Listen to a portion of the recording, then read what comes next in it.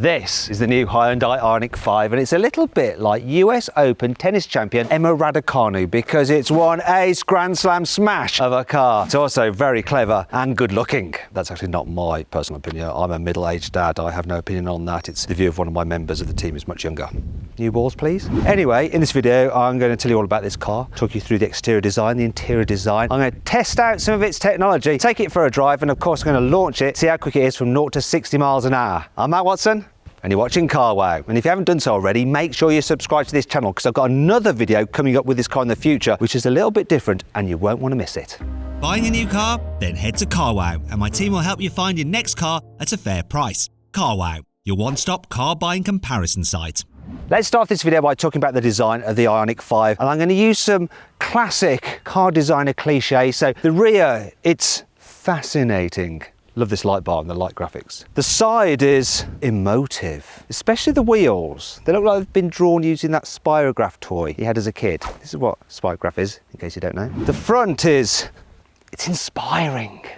Actually, I should stop mocking. I love the look of this car. This is how I hoped cars would look in the future when I thought about them when I was a kid. Sort of like got a stormtrooper thing going on as well at the front. I love the lights, the light design, and you get this light bar here.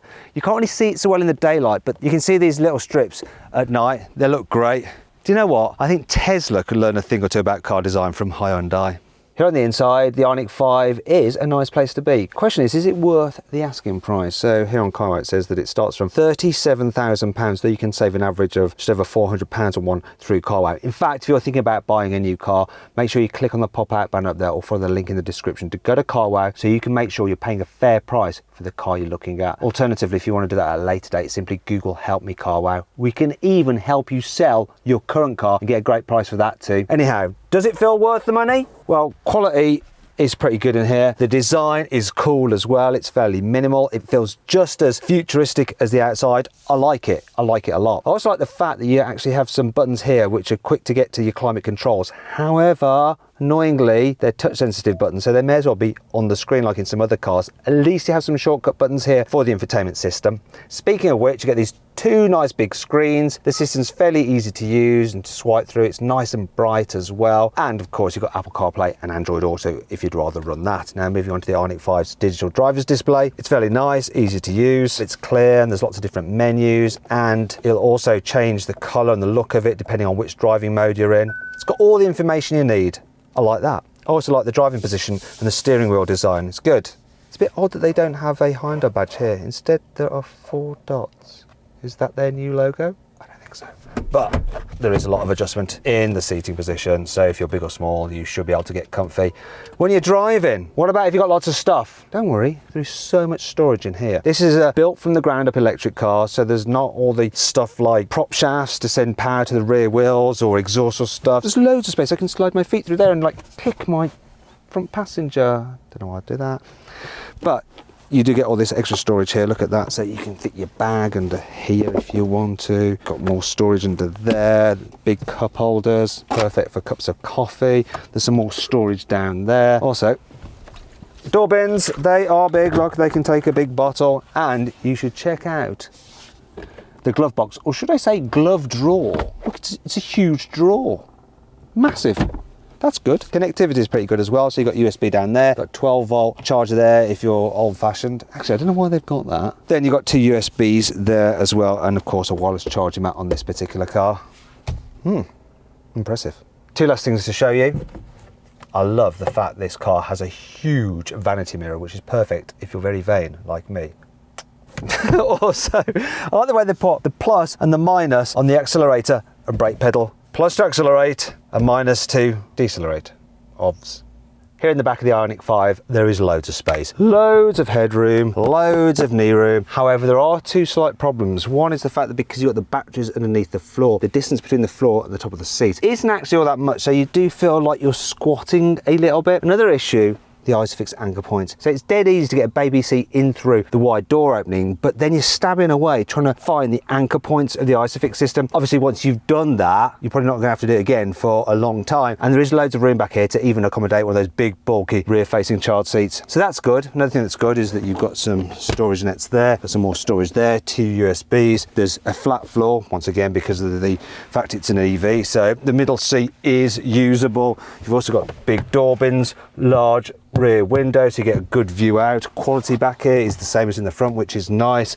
And look, you do have an armrest though. It is a shame that you got the cup holders there, so you end up putting your arms in them. Oh, and look at this as well. Look, you can recline the seats and you can slide them forward if you want to create more boot space. Speaking of which, the boot capacity on the Ioniq 5 is 527 litres. But if you need an EV with a bigger booty, you should check out my in-depth review of the Skoda Enyaq. You can do that by clicking on the pop-out banner up there in the top right-hand corner of the screen or following the link in the description. Still, this boot is a nice square shape and there's not much of a load lip, so you can easily slide things in and out. Do you like my little Hyundai shopping bag? Other features, bit of can't get it up. That's what she said. Underfloor storage there where you can hide your cables away. That is handy. And look, we have the load cover there to hide things away out of sight, but it's, I'll tell you what,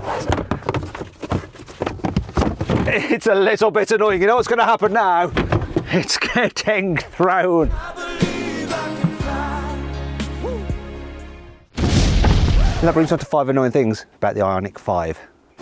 The front boot on this car, the Fruit, is normally 57 litres in capacity if you have the rear drive only version, but if you have the 4-wheel drive version, it shrinks to 24 litres. It really is a tiny little Fruit. Oh. Well, the interior design of this car is cool. There is one bit I don't like, and it's the drive selector. I mean, the location is all wrong. It feels cheap, and looking at it, it sort of reminds me of the kind of thing that a married couple that's trying to revive their love life might purchase from a specialist adult store. I wonder if it vibrates. Well, these door handles look cool. The way you actually open the door is a bit odd because you pull on this bit.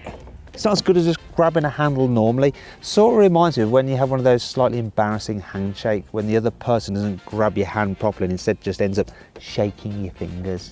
Weird. Considering this is such a high-tech modern car, why have we got old-fashioned USBs and no new USB-Cs? Can you explain that to me, please, somebody? The location of the rear view camera is quite low down, so it's covered in road grime. And annoyingly, there is no special washer like you got on some other cars to clean it off, so you end up with a view like that. But that brings on to 5 good things about this car. Honest. The surround view camera system on this car is absolutely glorious, very high definition. I like the way you can zoom in and out on the bird's eye view, and you have this 3D effect as well. Look at that, lovely jubbly, look all around the car. Do you know what, that reminds me of the system you get on an Audi and a BMW. Yeah. You can put the front seats into a nap mode for when you're charging the car, so you can have a little bit of a sleep. Press a button and they'll start moving into position so that you can recline and catch 40 winks while your car is charging. Actually, this reminds me of going to the dentist. Is someone going to start drilling my teeth now? It's quite cool though. I also like this, look, you can slide this centre console forward, so it makes it easier for you to pile across if you've parked in a really tight space and can't get out the driver's door. Look, see, I can come across, get you. Oh. What a load of rubbish. Swap out. You can get the car with a really nice heads-up display, and it actually uses augmented reality to show the actual directions that you need to take on the road in front of you. We should be showing you clips of that on B-roll now. If we don't have that, we're probably showing you some random clips from our TikTok channel, which you can follow by clicking on the link in the description for some weird stuff that we do, weirder than these videos. You can actually drive this car remotely using the key fob. You can make it go in and out of tight parking spaces, it's really handy, or you can just drive it along randomly just to freak people out. There is no one in it, absolutely no one in it.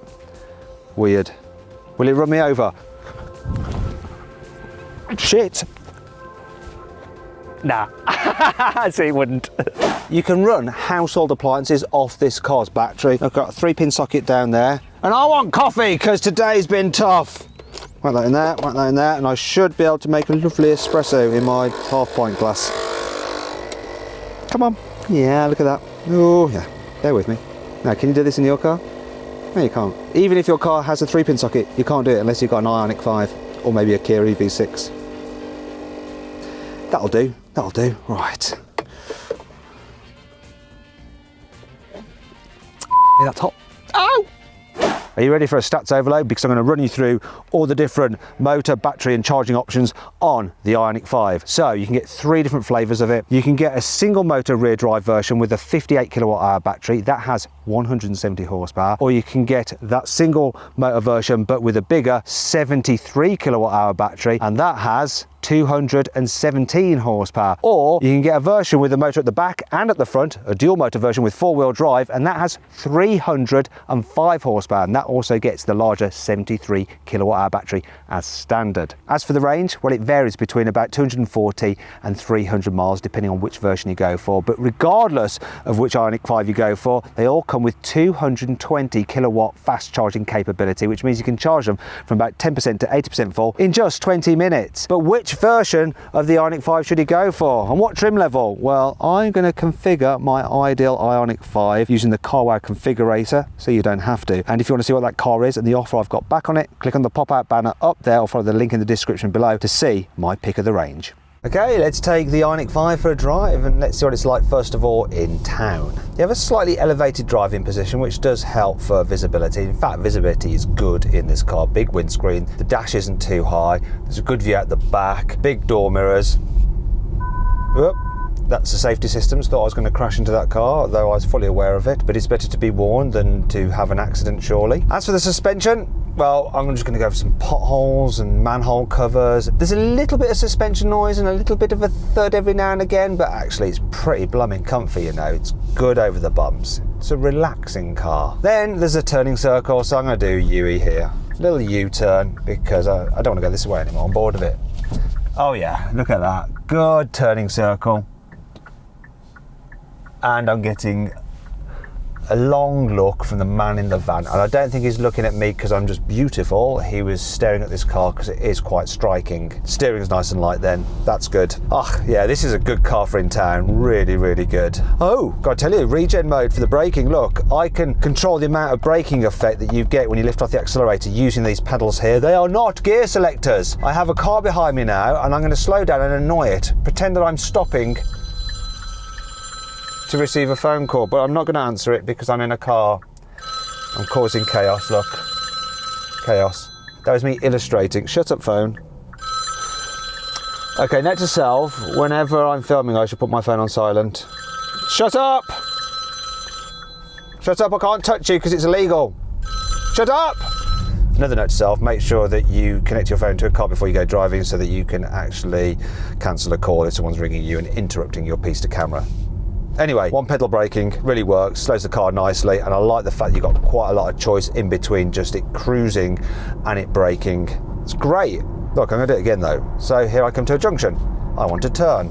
I've lifted off the accelerator. I'm not touching the brake. I'm slowing down more than I planned to. Sorry mate, testing cars.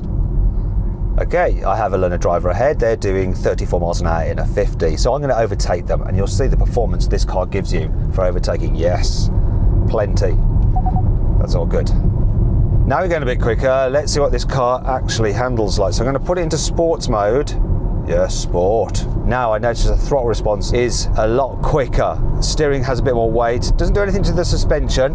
But that's interesting. When you throw this thing into a corner, it does bob a little bit. It doesn't have the same level of composure around the corners as its sister car, the Kia EV6. And if you want to see my full in-depth video review of that car, click on the pop-out banner up there or follow the link in the video. The Kia is slightly more sporty to drive, so if that's your bag, get the Kia. Though this thing, it's not terrible. It's fine. It grips the road well enough. It doesn't lean too much in the bends. It just doesn't feel quite as sharp or as dirty. And let's try out the Ioniq on the motorway.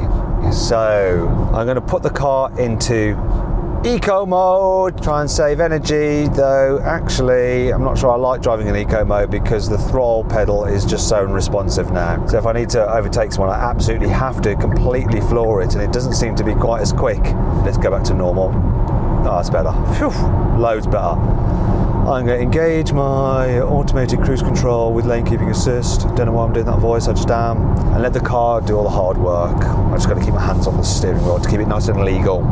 So when you're cruising along in this car, you notice a bit of wind noise, a bit of tyre noise, but it's not bad at all. It's reasonably quiet.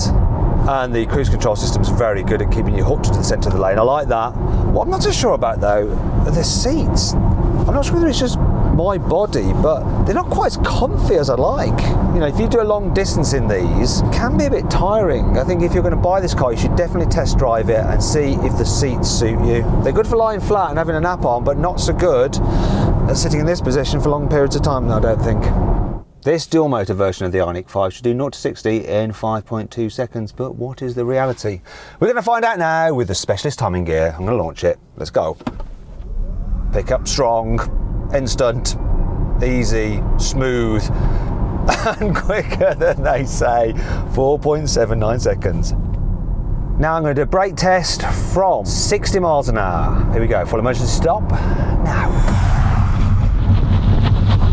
Up. Felt pretty strong. What was the distance? Ooh, 33 metres. However, I managed to brake from 60 to 0 in 31 metres in another EV. Click on the pop-out banner up there for the link in the description to see what that EV is and to watch my review of that car.